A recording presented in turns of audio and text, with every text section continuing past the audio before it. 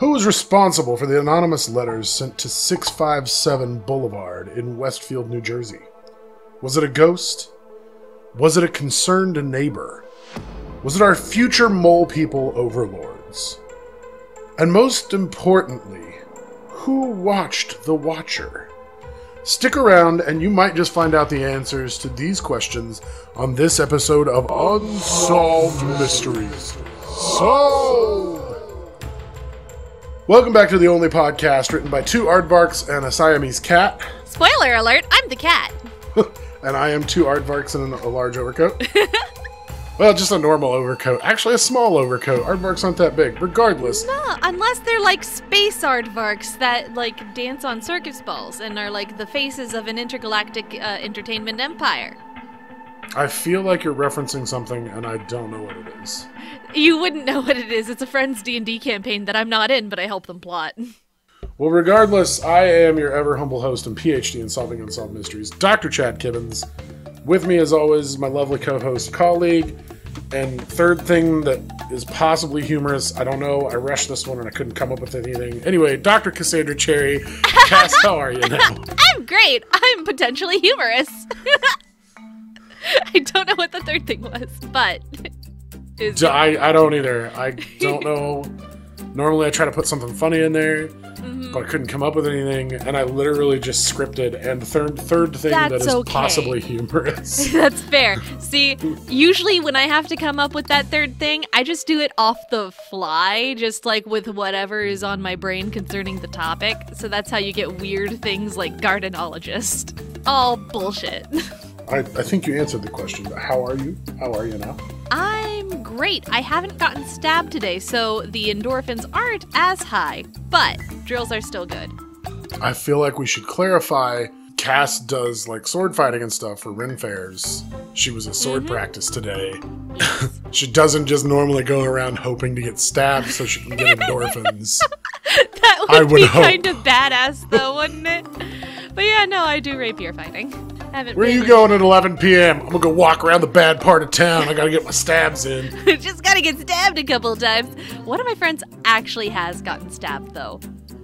He's a bear, and he's also, like, a former military trained, I think. And so he just took it and was like, ha-ha! And then, like, took it out of himself and then stabbed the other guy with it. And I'm just like, wow, that's highly unsanitary. Like during a fight or like during like a street brawl, or was this during like practice? He legitimately got jumped on the street and stabbed. So have you, I know I haven't given a whole lot of information, but have you ever heard of this? The Watcher of New Jersey? No, but it sounds like a Marvel character.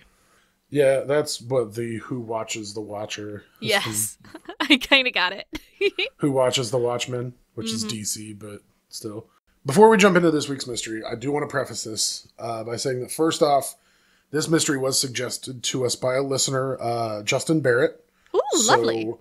Justin, thank you for the suggestion. This is just as creepy as you had told me in the email. So, thank you very much. I'm looking forward to hearing about this. Also, some of this information may be a bit wrong. I had to use a bunch of different sources to get the full story, and a lot of the sources were contradictory to one another in certain parts, especially when it comes to what was actually in these anonymous letters. Ooh. If I remember right, they have not been released in their entirety. It's just been like bits and pieces have been released over the years. And so... Interesting. I was using like 6 different sources and pieced together the best I could. Fair and valid. Let's hear it. I'm excited. Okay. In June 2014, Maria and Derek Broaddus were getting ready to move into 657 Boulevard in Westfield, New Jersey, with their 3 children. Now, this particular residence was considered to be like their dream house because it was, because of its proximity to Maria's childhood home, and because it had a very spacious layout, and it was located in what at the time was the, quote, 30th safest city in the United States. Only 30th? They couldn't even make it to, like, top 10? Well, there's a lot of cities in the United States, so that's pretty good, actually. To be fair, the U.S. is pretty large. So, 3 days after completing the sale of this house, a letter arrived in the mailbox. Now, Derek was at the house by himself, and he was painting, he was getting the house ready and whatnot. And he decided to check the mail, and he found an envelope with no return address that was addressed to, quote, the new owner, and inside of this envelope was a typed letter. And I'm going to read it in its entirety. It's kind of long, so you have to bear with me here. Okay. But the letter read as follows. Dearest new neighbor of 657 Boulevard, allow me to welcome you to the neighborhood. How did you end up here? Did 657 Boulevard call to you with its force within? 657 Boulevard has been the subject of my family for decades now, and it is, as it approaches its 110th birthday, I have been put in charge of watching and waiting for its second coming. My grandfather watched the house in the 1920s, and my father watched in the 1960s. It is now my time. Do you know the history of the house? Do you know what lies within the walls of 657 Boulevard? What are you here for? I will find out. I see already that you have flooded 657 Boulevard with contractors so that you can destroy the house as it was supposed to be. And then tisk, tisk, tisk. Bad move. You don't want to make 657 Boulevard unhappy. Who am I? There are hundreds and hundreds of cars that drive by 657 Boulevard each day. Maybe I am in one. Look at all the windows you can see from 657 Boulevard. Maybe I am in one.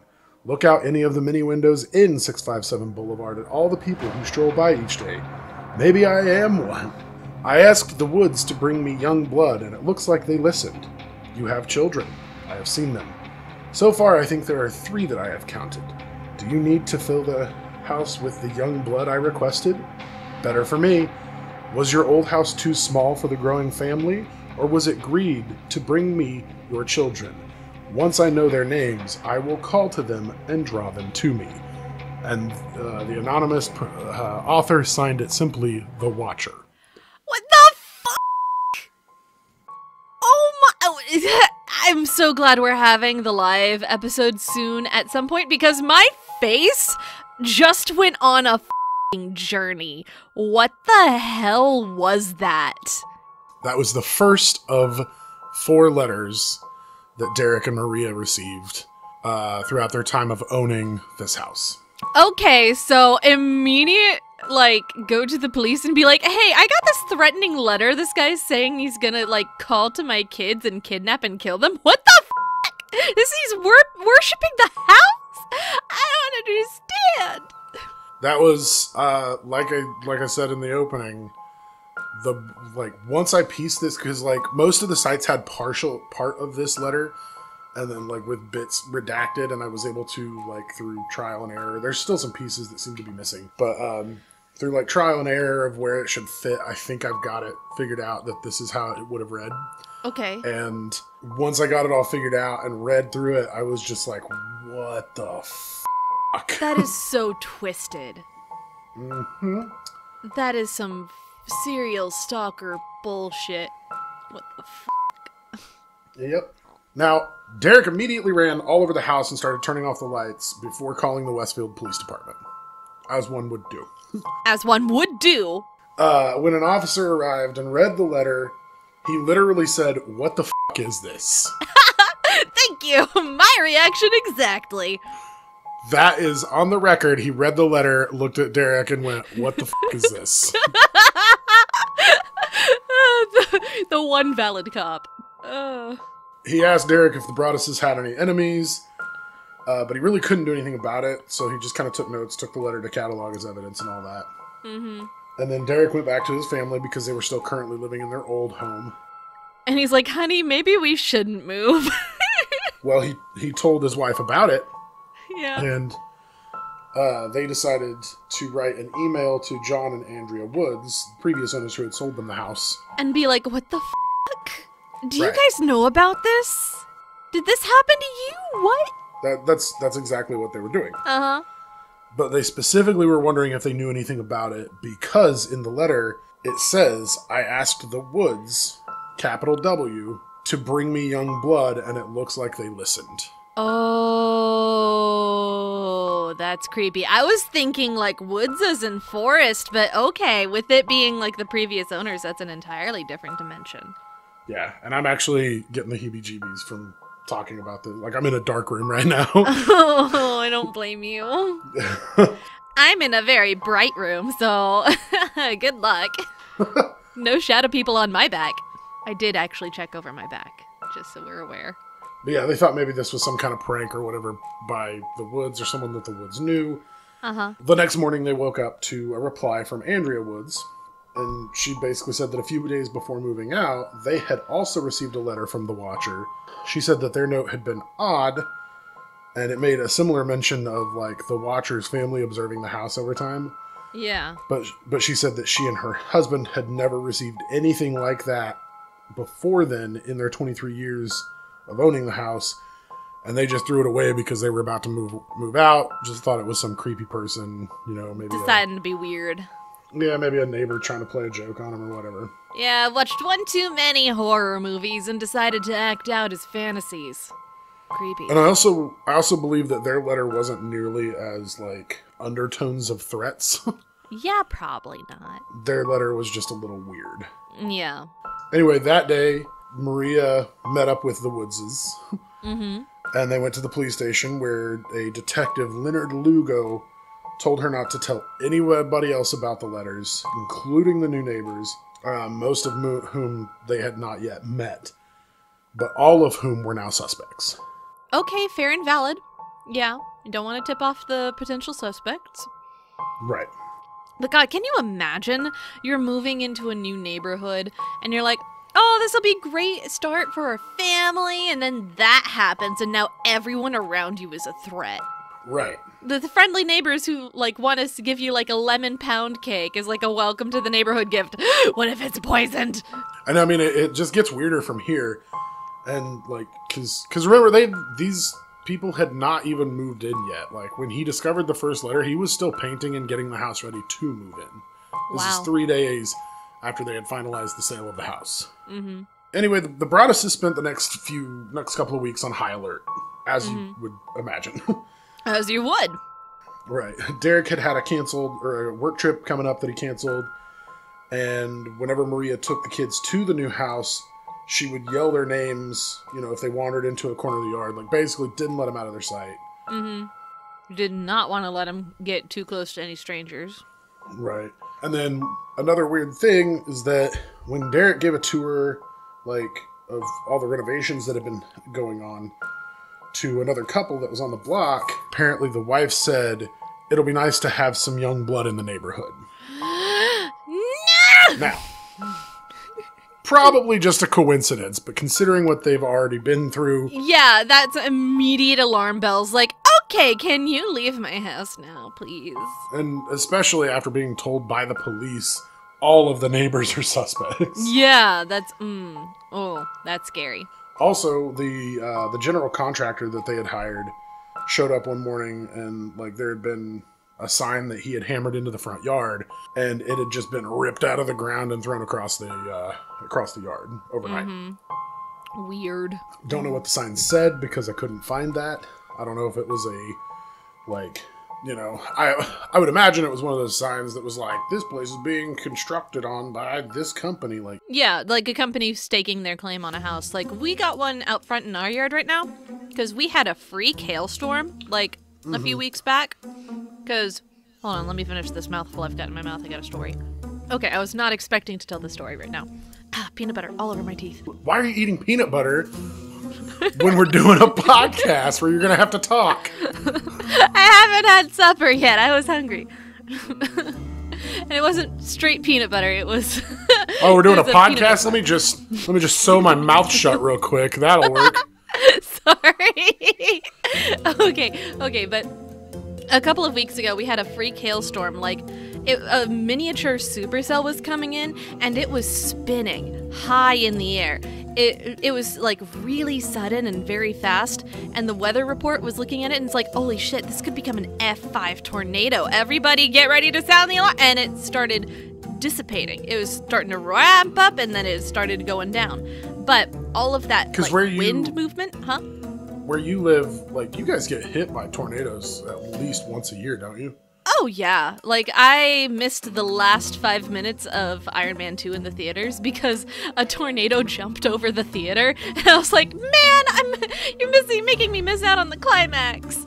But yeah, when that sudden tornado just stopped, like, going, the high winds had picked up a lot of moisture and, like, super chilled it and just condensed it into freakishly large hail, like softball-sized hail. And so we had, like, a whole bunch of, like, roofing contractors, like, competing with each other to, like, fix our stuff and all the stuff in the neighborhood.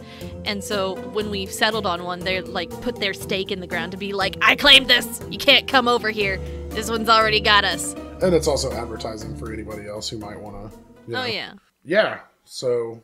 Where were we? Sorry! Oh, okay. Yeah. Now, 2 weeks after the first letter had arrived, Maria had stopped by the house to look at some paint samples, check the mail, etc.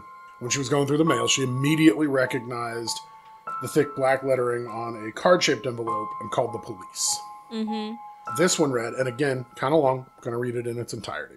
Yeah, I'm going to shut up while you do this. Mr. and Mrs. Broaddus. Spelled their name wrong, first off. Mr. and Mrs. Broaddus, welcome again to your new home at 657 Boulevard. The workers have been busy, and I have been watching you unload cartfuls of your personal belongings. The dumpster is a nice touch. Have they found what is in the walls yet? In time, they will. I am pleased to know your names now and the name of the young blood you have brought to me. You certainly say their names often. 657 Boulevard is anxious for you to move in. It has been years and years since the young blood ruled the hallways of the house. Have you found all the secrets it holds yet? Will the young blood play in the basement? Or are they too afraid to go down there alone? I would be very afraid if I were them. It is very far away from the rest of the house. If you were upstairs, you would never hear them scream. Will they sleep in the attic? Or will you all sleep on the second floor? Who has the bedrooms facing the street? Holy shit, I'm giving myself the heebie-jeebies reading this shit. God. I hate it. Oh, I hate it. Oh, this is awful. Where was I? I gotta get through this. Yeah, okay, let's keep going with the yandere shit. Who has the bedroom facing the street? I'll know as soon as you move in. It will help me to know who is in which bedroom. Then I can plan better. All of the windows and doors in 657 Boulevard allow me to watch you and track you as you move through the house. Who am I? I am the Watcher and have been in control of 657 Boulevard for the better part of 2 decades now. The Woods family turned it over to you. It was their time to move on and kindly sold it when I asked them to. I pass by many times a day. 657 Boulevard is my job, my life, my obsession. And now you are too, Broaddus family. Welcome to the product of your greed. Greed is what brought the past 3 families to 657 Boulevard, and now it has brought you to me. Have a happy moving in day. You know I will be watching. And again, signed, The Watcher. I hate this so much. Like, you hated the Island of the Dulls, which, if you don't know what I'm talking about, you should get on our Patreon and go check that out. But you hated that one. I hate this one. This is awful. Oh, I hate it too. Give me just a second. So creepy. I turned around and realized the bathroom door was open and it was creeping me the f*** out, so I went to close it. I don't blame you. Open doors are the enemy right now. Now, after receiving this letter, Maria and Derek stopped bringing their children to the house. Mm-hmm. Don't blame them. Yeah, no. And at this point, they weren't sure when or even if they would actually be moving in. Yeah, no, I'd be like, okay, so I paid a lot of money for contractors to come in and do all this shit. Let's just flip this house and move on to the next one. But after they stopped coming to the house, a third letter was eventually found that just read, "Where have you gone to? 657 Boulevard is missing you." Away from there? Clearly, if you wanted me to stay, you shouldn't have contacted me at all. Right. After a year of investigations, there were still no leads. This put a lot of stress on the Broaddus family. That caused Derek to become depressed, and Maria was suffering from PTSD because of all this shit. Don't blame them. They were both, started experiencing extreme paranoia, which, duh. 6 months after the arrival of the first letter, the Broadduses finally decided that they were going to sell this thing. It took them that long. Well, they couldn't sell it. Well, I mean, it took them that long to decide, but now they couldn't sell it because, like, there were all these rumors surrounding it. Oh, no. Surrounding the house. They also attempted to sue the Woods family for not disclosing the threatening letter that they had received. But a judge threw the case out because there was no evidence that they had intentionally hid the knowledge of this letter, nor did they believe it was a genuine threat. Now, all of this attracted a bunch of media attention, as you might expect. Oh, naturally. Eventually, it was bound to get out. And then, like, very soon, the house became the subject of, like, a media frenzy. Mm-hmm. The Broadduses, like, they also considered selling the house to a developer who would then tear the house down and split it into 2 plots. Oh, good. Sounds like a great idea. They'll find what's in the walls then. Right. It's a pipe bomb! Yay! It's Gwyneth Paltrow's head. Oh, God! What's in the box? What's in the walls? What's in the walls? Just a bunch of, like, replicas of, like, somebody made out of clay or something of Gwyneth Paltrow's head. Oh, jeez. It would be like that scene. Like, have you watched Neon Genesis Evangelion? No. Okay, then you wouldn't get it. But, like, for those who have, like, that scene where they walk into the room and it's just a tank full of rays. Just so many rays. Ugh. So creepy. Oh, yeah, they were going to sell it to a developer who would tear it down and split it into 2 plots. However, the plots would be 3 feet too small for the mandated size of the neighborhood, so they couldn't do that either. Ugh. After the Broadduses appealed this to the neighborhood planning board, the judges unanimously rejected the decision, and so 657 Boulevard remained one house. However, it was noticed that in 2018, the same board approved splitting up a different lot near the house, and that the lot required a larger exception than what the Broadduses had requested, but they let them do it. So what the f***? So why not let them do it? I didn't come across anything about that, but my guess would be something like there was so much media attention that it was like they were reveling in the fact that their small neighborhood was getting a lot of, those tourism or assholes. whatever. Did they have an HOA? This house cost $1.3 million, so I'm going to guess yes. God, HOAs. Plus, I feel like you don't have to ask a panel of judges if you can do something with your property if there's not an HOA. Okay, fair and valid. Because this was the neighborhood, this was not the city that told them they couldn't do this. This was the neighborhood. Stupid rich people shit. HOAs are the dumbest shit ever.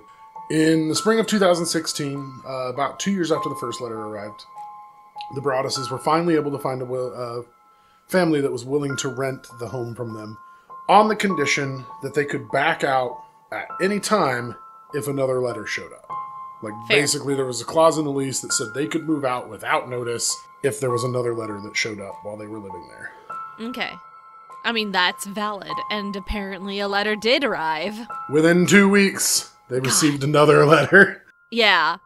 It's like, shocked Pikachu face. How could this have happened? This one was addressed to, quote, the vile and spiteful Derek and his wenchable wife, Maria.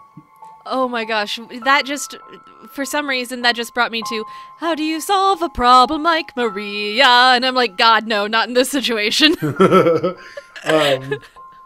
obviously the tenants immediately turned the letter over to Derek, and I'm guessing moved out. It didn't say whether they moved out or not, but I'm guessing they did. Yep.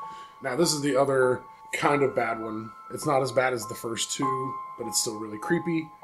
Yeah. And it's also not as long. It also sounds a little bit more aggressive. Yes, it definitely is. This letter read, "You wonder who the Watcher is? Turn around, idiots.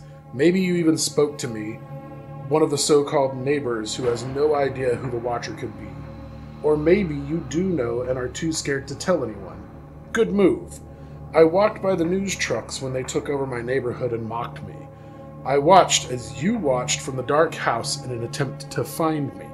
Telescopes and binoculars are wonderful inventions. 657 Boulevard survived your attempted assault and stood strong with its army of supporters barricading its gates. My soldiers of the Boulevard followed my orders to a T. They carried out their mission and saved the soul of 657 Boulevard with my orders. All hail the Watcher. That's so creepy. What sort of fantasy bullshit is going on in this person's head? It should be noted at this point, there were also letters sent to all the neighbors. Really? Yes. That were addressed to the friends of Derek and Maria, or the Broadduses, or something like that. And they all kind of said the same thing. If I remember, it was basically very vague threats when they were trying to sell to the developer. Mm-hmm. Like, don't let this happen or else kind of stuff. Yikes. Which is why, you know, he says, my soldiers of the Boulevard followed my orders. They carried out their mission. See, if I got a letter like that, I'd be like, I'm calling your bluff. Hey, bullshit. Does the exact opposite of what the guy sending the threatening letter wants. It's like, okay, yeah, come after me. We'll get the police in here. We'll see how this goes. And then you come home one day to find that one of your children has been beheaded. God, at least I'd be the protagonist. And also, one thing, I don't have children yet, so...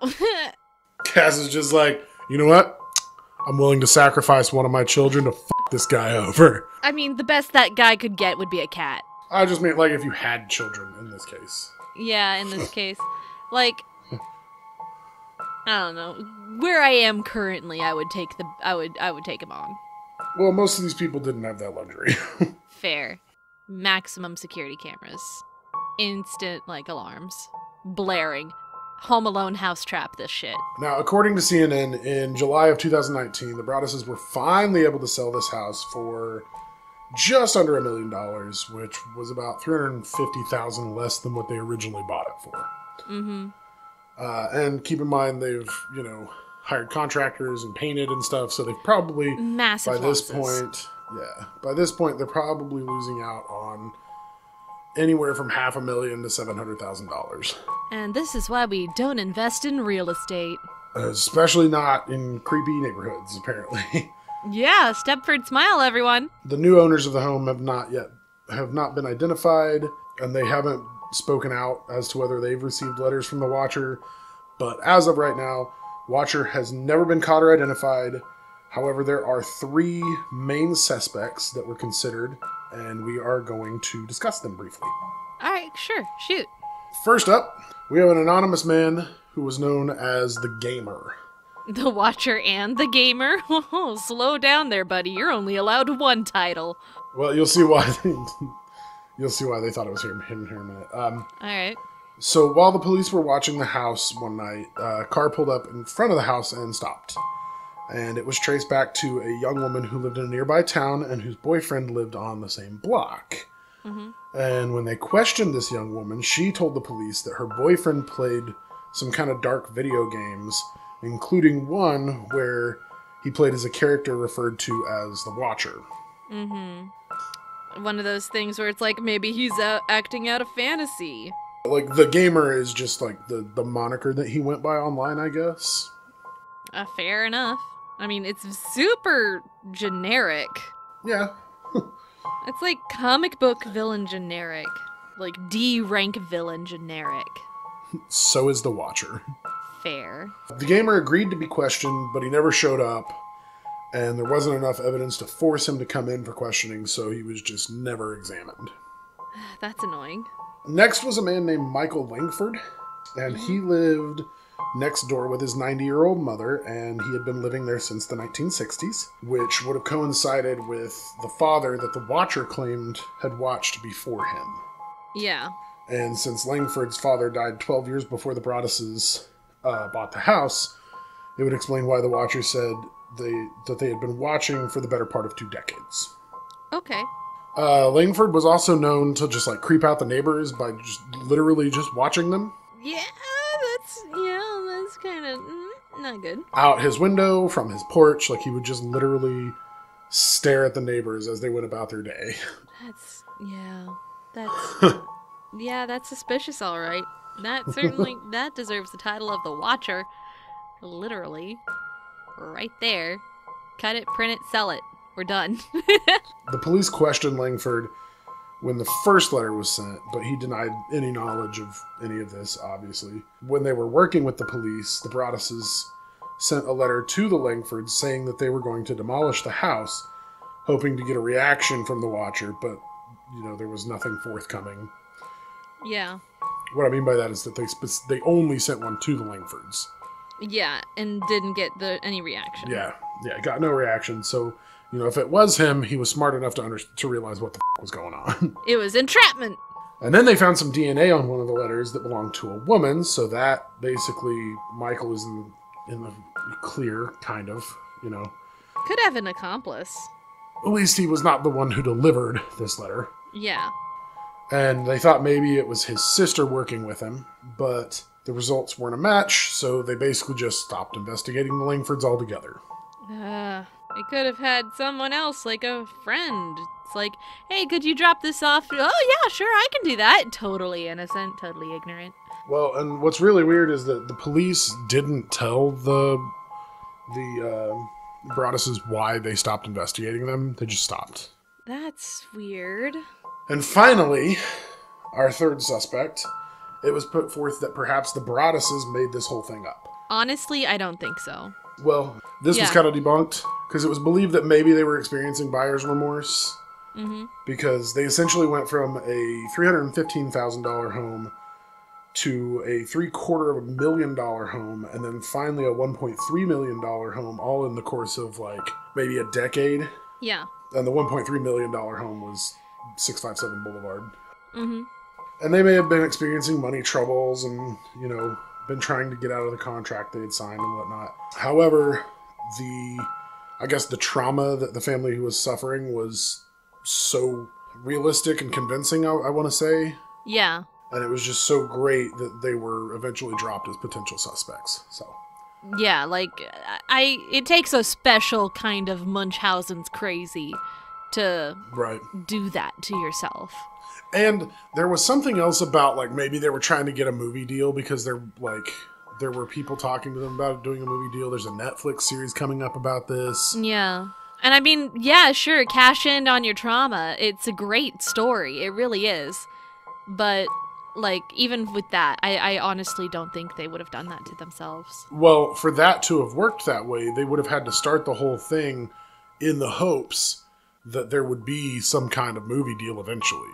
Yeah, and the hopes that it would eventually get as big as it did.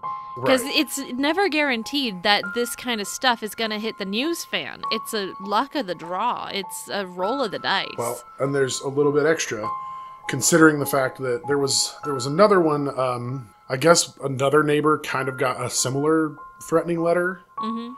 And then also the one that the Woodses had gotten before the Broadduses were even considering buying this house. So, I mean, the idea that they might have been in it for a movie deal was kind of shot down right there. Because, right with the Woodses. This would take, just genius level planning. Oh, yeah, this would be a, chess master archetype villain sort of move right here. And it's you move your first pawn and they're already calling checkmate. Yeah, literally. Those are the facts and the theories as they stand. So, Cass, tell me what's really going on here. Who is the Watcher? Well, with all the facts provided to us at this point in time, I am willing to put my money on suspect number 2. I mean, it's pretty obvious, but now that I'm thinking about it, if this were actually a movie, that would be, the one that they would, try to make, the obvious sort of, oh, yeah, he's the Watcher, it's all this, groundwork and all this foreshadowing laid out, when actually, it was the couple who said, oh, it's so great to have young blood in the neighborhood. That was, the first fake out. It's, a double fake out. It winds up being the couple that rented the house. Yeah, that would be the worst. Because they wanted to live in the house without having to buy a $1.3 million house. Yeah, seriously. Oh, jeez. Just that one couple that stayed there for a couple of weeks. They got the thing out of the walls, and it's okay, yeah, now we're just gonna with them a bit. So, but what do you think? Now, I would like to preface this. Yes? Because there are people... These people are probably still alive, and I don't want to ruin anybody's good name. Oh, yeah. It's all jokes, people. Yeah, we're not here for in all seriousness. Nothing we say should be actually taken seriously. Don't hold us liable for these opinions that aren't actually our opinions. They're jokes. That being said, Goofs, gaffs, and laughs. I think we were on the right track. I think the couple that rented it, because I actually didn't find anything about them moving out. Like, that was just my assumption that they did because they didn't get their letter. Yeah. And it's in the contract. Yeah. I think they did it.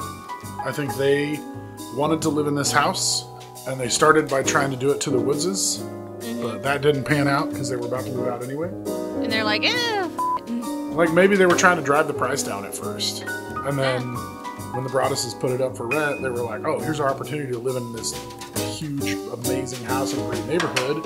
Hard work paid off. Awesome. Yeah. Nothing else to worry about but kicking back and relaxing. Up in our $1 million mansion. And finding all the Gwyneth Paltrow heads. Yeah. If you find 99 of them, you get a gold star. You get the secret key to the secret endgame boss level. Congratulations, you got the true ending. That is a weird number. Like, shouldn't it be 100? Oh, wait. The 100th one is actual Gwyneth Paltrow's head. Yes. That's why it's the final boss lair. So, we did answer all the questions from the beginning. Because who's responsible for the anonymous letters? Well, it was either the people who rented it or that couple that you were talking about. Yep. Was it a ghost? No. Was it a concerned neighbor? No. Was it future mole people overlords? No. And who watched the Watcher? The Watcher watched the Watcher, if that makes sense. Yes. The Watcher was watching the Watcher watching the Watcher. Michael Langford watched the Watcher. Yes. And he was actually playing with the gamer who was playing the Watcher on the game. Yeah. Okay. They play WoW together. You're going way too deep on this. Well, regardless, folks, mystery solvers, guys, girls, ladies, and gaities. I'm a gaity. What? No, you're not. You're bi. Yeah, bi is under the gay umbrella. I've just always liked that phrase, ladies, and gaities. I love it so much. That's funny. Anyway, we have solved yet another mystery here on the podcast. It's either the neighbors who took a tour and said some really creepy shit, or the people who rented it out, like originally trying to drive the price down so they could buy it. When that didn't happen, you know. Yeah, and then everything cascaded from there. So that's going to wrap up this mystery. Remember, we do have a live stream coming up in just a couple short weeks. I will be getting my second vaccine shot the day before, and I might be out of it, but I will do my best. And the live stream will be featured on Twitch. Our Twitch page is twitch.tv/unsolvedmysterysolved. If you want to go ahead and go there and get signed up, make sure you're ready for it. Right, sub to us, whatever you want to do. Please. It would be great. It would be wonderful. You can have a good fun time with us. We're looking at starting as promptly as we can around 2 p.m. Central Standard Time. And remember that if you want us to answer any of your questions during the Q&A after the mystery, you only have until June 11th to get that into us at mysteriessolvedpodcast, all one word, at gmail.com. Or you can hit us up on Twitter at UMS_podcast or on Facebook at Unsolved Mysteries Solved. And I think we're going to wrap up this episode there instead of going into more detail about a bunch of other crap. Fair and valid.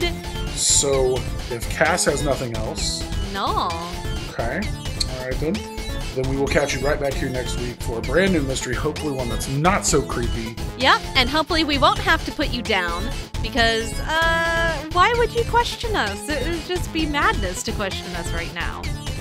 Not a week or two before the big, it's not final,